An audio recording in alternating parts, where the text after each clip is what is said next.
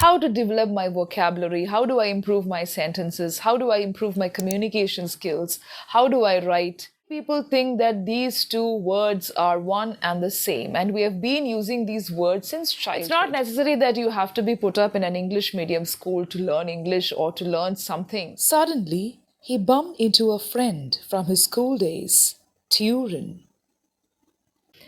Studying grammar portions separately has become a trend today. What to do? It's a trend, but it's not the right method.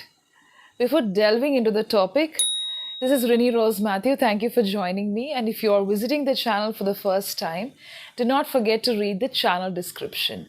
And do watch all the other videos because most of your questions have already been answered. How to develop my vocabulary, how do I improve my sentences, how do I improve my communication skills, how do I write. All these things have already been answered. All you have to do is just scroll down, look at the thumbnails, read the video description and begin watching those videos. A lot of guidelines have been shared. Okay, if you have any other queries apart from what's being shared, you can always email me. Email IDs are shared so that you can connect with me in a better way. Right? I hope you get the right part. Okay, so today's topic is the difference between in and into. Many people think that these two words are one and the same, and we have been using these words since childhood. It's not necessary that you have to be put up in an English medium school to learn English or to learn something. Because there are people making mistakes when it comes to all the privileged sectors or the privileged facilities that they enjoy in life. Nobody is right in every way. It's all in the interest and passion that you develop over time. Okay, so in and into. If you're watching me for the first time, I'll tell you something. When you learn grammar areas, in the sense, you cannot learn grammar portions separately.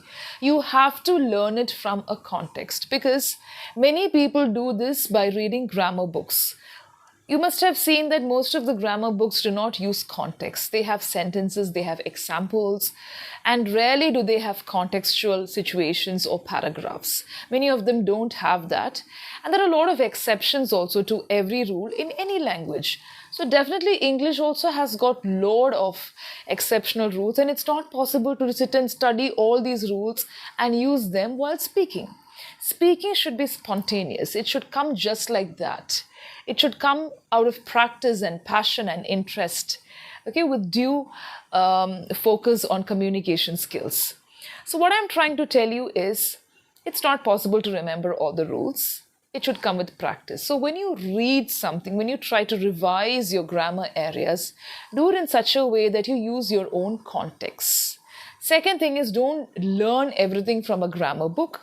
That's why we ask you to read. When you read, you get to know the different ways in which a particular word, a phrase, an idiom, expressions are used. Because you cannot say that one particular word should be used in only in this particular way. When you take words, you will have different usages and different expressions, and it's not possible to learn it by heart. Learn everything by heart.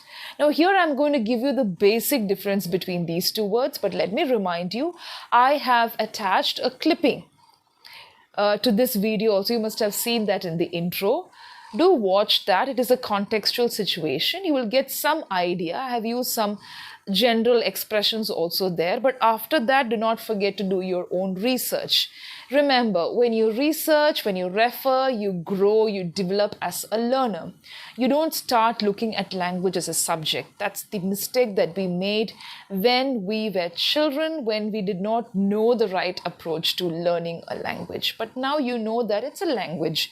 It's not a subject. It's not where you grade yourself all the time. Okay? So, the basic difference between in and into. Let me give you one example. I am in the hall. So when I say I'm in the hall, I mean I'm already inside the hall. I could be walking, skipping, I don't know what, but I'm already inside that particular structure, the hall.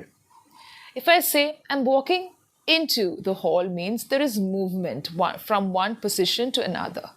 There is motion.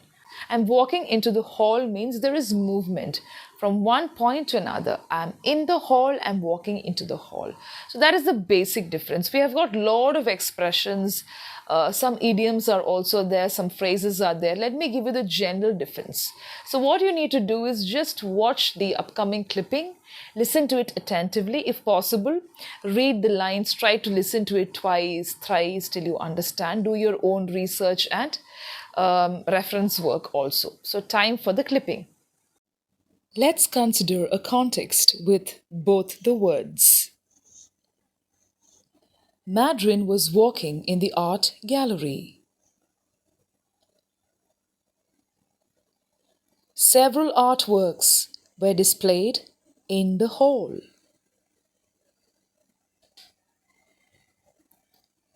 Suddenly, he bumped into a friend from his school days, Turin.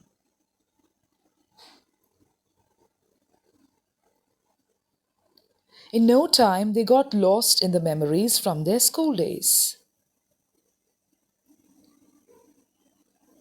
They enjoyed stepping into muddy puddles and walking in the rain.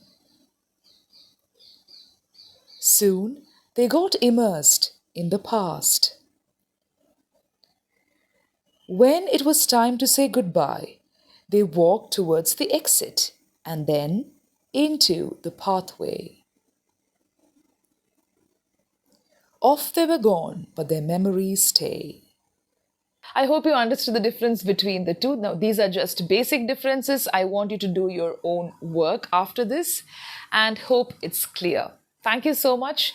And always remember to take the good points from every video. Why don't you listen to the other videos or listen to this particular video completely before asking and posting comments? When you have a suggestion, when you have a comment, you can put it right away. But it's better to always send emails, otherwise post it as a comment.